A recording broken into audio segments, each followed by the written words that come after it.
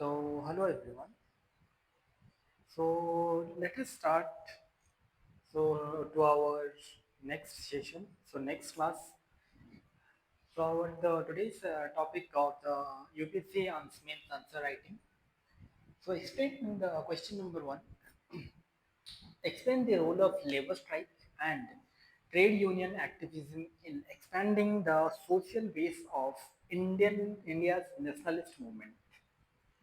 तो इंडिया की जो नेशनलिस्ट मूवमेंट था उसमें किस तरह की जो लेबर स्ट्राइक और ट्रेड यूनियन एक्टिविस्ट जो थे उसमें उन्होंने किस तरह से योगदान दिया था इनकी जो स्ट्राइक में, तो उसके बारे में ये क्वेश्चन है. So the introduction. The Indian nationalist movement initially spearheaded by.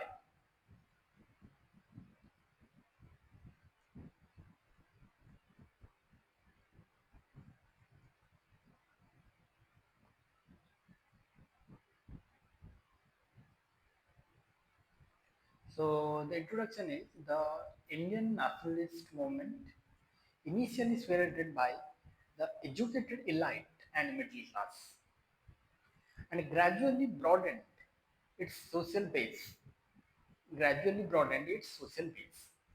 So the first question is initially it was spearheaded by the educated elite and middle class, gradually broadened its social base. A pivotal factor in this transformation was the convergence of economic grievance and political consciousness. इसमें ये कहा जा रहा है कि जो economic grievance था, मतलब जो फाइनेंशियल प्रॉब्लम्स था कि जो बहुत सारे फाइनेंशियल गरीबी था ऐसा हो गया, और पॉलिटिकल लोग जो एक्टिव हो रहे थे धीरे धीरे, तो ये दोनों बहुत इंपॉर्टेंट फैक्टर थे स्पेशली अमॉन्ग इंडस्ट्रियल वर्कर्स. क्योंकि जो इंडस्ट्रियल वर्कर्स थे इन दोनों में जो फाइनेंशियल कंस्ट्रेंट, एक तो सैलरी कम मिलती थी, दूसरा ये अवेयर हो रहे थे पॉलिटिकल कॉन्शियसनेस को लेकर. Labour strike and trade union activism played a critical role in politicizing the working class, thereby integrating them into broader anti-colonial struggle. तो ये एक आसान सा, ये भी एक जो पॉइंट है, तो इस पॉइंट में यही कहा जा रहा है कि जो ट्रेड यूनियन और लेबर स्ट्राइक, क्योंकि जो labour strike trade union activist जो थे, तो उन्होंने एक क्रिटिकल रोल निभाया था इस चीज़ को, जो ये जो स्ट्राइक हो रहा है तो इसको पॉलिटिकल, हर चीज़ को जो पॉलिटिसाइजिंग करते हैं द वर्किंग क्लास, तो इसको एंटी कॉलोनियल स्ट्रगल में इन्होंने कन्वर्ट किया था. Description. During the early 20th century, colonial industrial policies resulted in exploitative working conditions and wage suppression. तो ये जो exploitative वर्किंग कंडीशंस और एंड वेज सप्रेशन, ये इस चीज़ को, इस पॉइंट में इस चीज़ को ध्यान रख लेना, क्योंकि अगर इस पॉइंट को लेकर भी अगर कुछ भी, अगर हिस्ट्री में ऐसा कुछ सवाल आ रहा है तो ये एक फ्रेज की तरह इसको इस्तेमाल कर सकते हो, exploitative working conditions and wage suppressions. तो इस पॉइंट में यही कहा जा रहा है कि अर्ली 20th सेंचुरी था, colonial industrial policies resulted in exploitative working conditions. तो बहुत खराब वर्किंग कंडीशन दे रहे थे, दूसरा वेज भी, पैसा भी कम मिलता था. Workers began organizing strikes to demand better wage, hours and conditions. तो ये बेटर वेज और बेटर आवर्स और बेटर वर्किंग कंडीशंस, इस तरह से तीन चीज़ों को लिखा गया है. Next point. However, however, under the influence of leaders like B.P. Wadia, M.N. Roy, later Subhash Chandra Bose, these economic struggles increasingly adopted a nationalist character. The Bombay Mill Strike, the Bombay Mill Strike 1918 to 19, and the Tata Steel Strike 1920 became platform for expressing anti-British sentiments. तो ये जो मिल strike, Bombay मिल strike हुआ था 1918 और 19 के बीच, और Tata steel strike जो 1920 में हुआ था। तो ये दोनों एक प्लेटफॉर्म बन गए थे तो एंटी ब्रिटिश सेंटिमेंट को और ज़्यादा आगे ले जाने के लिए।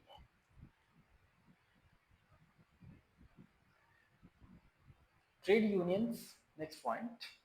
So the trade unions, such as the All India Trade Union Congress, established in 1920, become a vehicle of political education and mobilization. तो ये जो पॉलिटिकल मतलब जो पॉलिटिकल एजुकेशन मतलब यहाँ पर कि लोगों को इस तरह से कि किस तरह से ब्रिटिश हमारे साथ राजनीति कर रहा है, तो इस चीज़ को समझाने के लिए कहा गया है political education.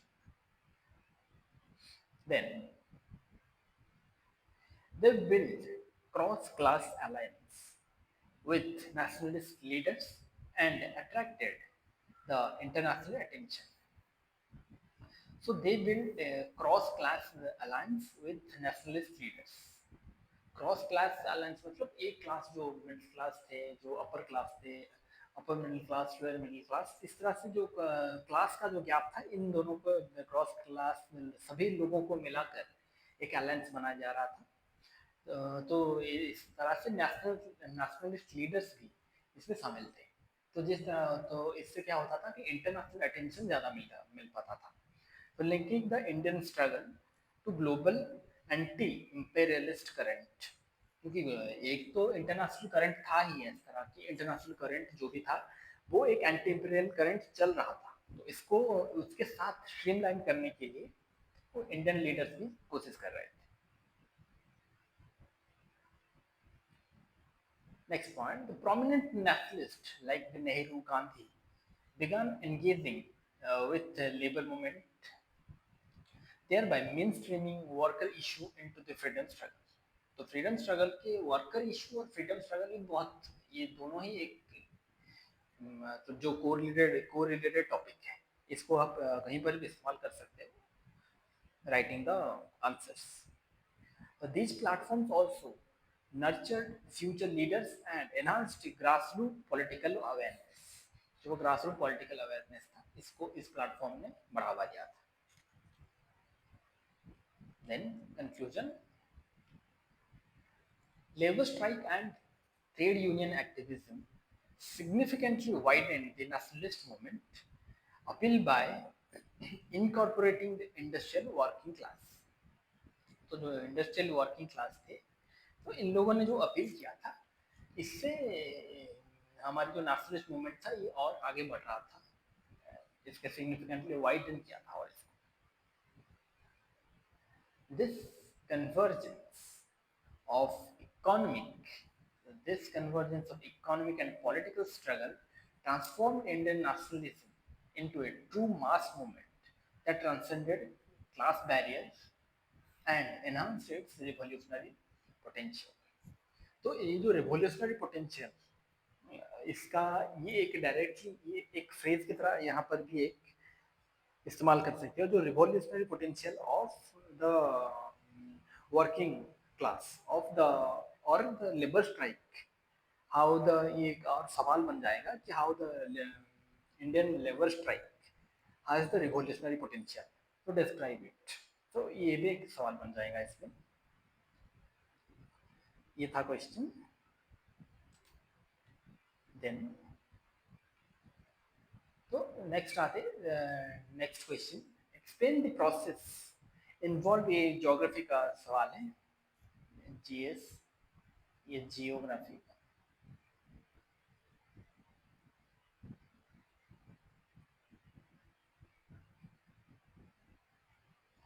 So explain the process involved in the formation of fold mountains, analyze their role in shaping global climatic patterns, assess, assess their economic significance for human societies.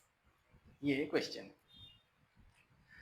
So introduction, fold mountains are dynamic landform created primarily by compressive tectonic forces acting at converging plate boundaries. तो ये जो converging plate boundaries है, ये इस तरह को एक phase की तरह इस्तेमाल कर लेना, एक इम्पॉर्टेंट फ्रेज की तरह रख लेना, जब एक वर्ड की तरह। ये कन्वर्जेंट प्लेट बाउंड्रीज जो होता है वो एक tectonic forces acting at converging plate boundaries, तो इस पर टेक्टोनिक फोर्स काम करने से फोल्ड माउंटेन्स बनता है। They arise when two tectonic plates collide, causing the earth crust to buckle and fold, leading to uplift of extensive mountain range. So they arise when two tectonic plates collide, causing the earth crust to fold, buckle and fold. So leading to uplift of extensive mountain range. ये था इसका introduction. अब आता है इसका description. The formation of fold mountains involves the formation of fold mountain involves several geological processes. At convergent boundaries, immense pressure causes sedimentary rock layers to crumple, forming fold. क्योंकि जो sedimentary rock है वो जब crumple करेगा तो fold बन जाएगा, इस तरह से ये कह रहा है इस पॉइंट में। The formation of fold mountains involves the several geological processes, such as at convergent boundaries, immense pressure or cause, जो immense pressure होता है ये सेडिमेंटरी रॉक लेयर को क्रम्पल और फोल्ड कर देता है। So this accompanied by thrust, faulting and vertical uplift, gradually giving rise to towering ranges like the Himalayas, Alps and Andes. तो ये जो टावरिंग रेंजेस, ये एक फ्रेज की तरह, ये एक फ्रेज और एक वर्ड की तरह इस्तेमाल करना है हमें कि towering ranges like the Himalayas, Alps and Andes. तो इस फ्रेज को याद रखने से क्या होगा कि ये वोकैबुलरी की तरह जो हमारे बहुत सारी जगहों पे इस्तेमाल कर सकते हो इसको। And so these processes are and these processes are often slow but continuous, shaping the physical geography over millions of years. तो ये जो लिखा है स्लो बट कंटिन्यूस, तो ये एक ऐसे इंग्लिश का एक बहुत अच्छा सा शब्द में इस्तेमाल हो सकता है यूपीएससी आंसर राइटिंग में, जे स्लो बट कंटिन्यूस, कि जो भी प्रोसेस, जो भी चीज़ आप जहाँ पे आप कर रहे हो कि ये एक स्लो प्रोसेस होता है, तो वहाँ पे आप इसको इस्तेमाल कर सकते हो कि हाँ स्लो बट कंटिन्यूस और slow but gradual. Next point, fold mountains play a vital role. Fold mountains play a vital role in influencing global climatic patterns. They cause orographic rainfall. Orographic rainfall मतलब जो vertical rainfall due to the steep, तो vertical की वजह से जो rainfall होता है, इसे थोड़ा आगे भी देखेंगे। They cause orographic rainfall by forcing moist air cool and condense. This leads to the formation of rain shadow region. This leads to the formation of rain shadow region on the leeward side. So leeward side मतलब leeward और windward. leeward का opposite होता है windward, मतलब जहाँ पे बिल्कुल भी वो जो मॉइस्ट एयर वहाँ पे नहीं होता है। लीवर्ड मतलब वहाँ पे रेन शैडो रीजन वहाँ पे फॉर्म होता है जहाँ पे बिल्कुल रेन ही नहीं होता है, क्योंकि वहाँ पे सब कुछ ड्राई एयर होता है और उस एयर में बिल्कुल पानी नहीं होता है, तो उसमें बारिश भी उस टाइप होता नहीं, उस साइड पे होता नहीं। तो लीवर्ड और windward. Orographic rainfall, so that is the rain due to elevation. Rain shadow region means the little rainfall. Next, large mountain system also alter atmospheric circulation, serving as climatic barrier and influencing jet stream. So ये climatic barrier and jet stream को इस तरह से जो effect करता है Additionally, they create diverse microclimate supporting varied flora and fauna. तो varied flora and fauna को जो बहुत सारे पेड़ पौधे होते हैं इनको सपोर्ट करने में माइक्रो क्लाइमेट्स फॉर्म करते हैं जिस तरह से, तो ये एक डाइवर्स माइक्रो क्लाइमेट वहाँ पे फॉर्म करता है। अब आते हैं इसका economic significance. So fold mountains are rich in fresh water sources, मतलब ये कह रहे हैं जो fresh water sources originating glaciers and reverse, क्योंकि हमारी जो नदियां बह रही है वो तो मैक्सिमम फोल्ड माउंटेन से ही आ रहा है, तो इसलिए कहा जा रहा है कि फ्रेश वाटर सोर्सेस और रिवर्स को ये that sustain millions. They harbor mineral resources like coal, iron and precious metals. Their scenic beauty promote tourism while the steep gradient and river valleys support hydroelectric projects. तो ये economically जो full mountain है तो ये बहुत मदद करता है, हमारी सिग्निफिकेंट कंट्रीब्यूशन है इसको इकोनॉमिक ग्रोथ में। And culturally, these regions are often home to indigenous population and spiritual heritage site. ये spiritual heritage site इसलिए कहा गया है क्योंकि वहाँ पे बहुत सारे जो हमारे धार्मिक अनुष्ठान होता है जैसे बुद्धिज्म हो गया, जैनिज्म हो गया, तो ये बहुत सारे रिलीजियस हमारे स्पिरिचुअल गुरुज भी वहाँ पे होते हैं। कंफ्यूजन।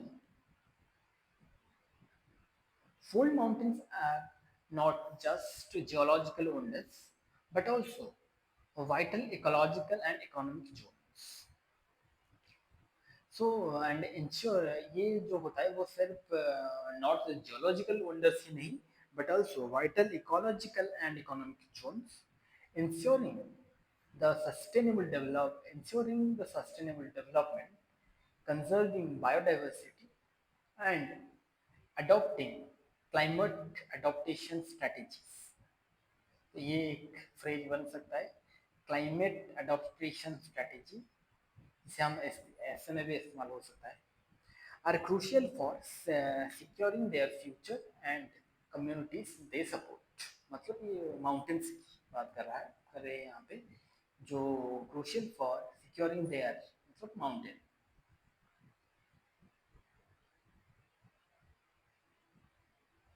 तो माउंटेन रेंज की जो होता है तो securing their future and communities they support. So बस ये था दो सवाल। नेक्स्ट, सो आज के लिए बस इतना ही।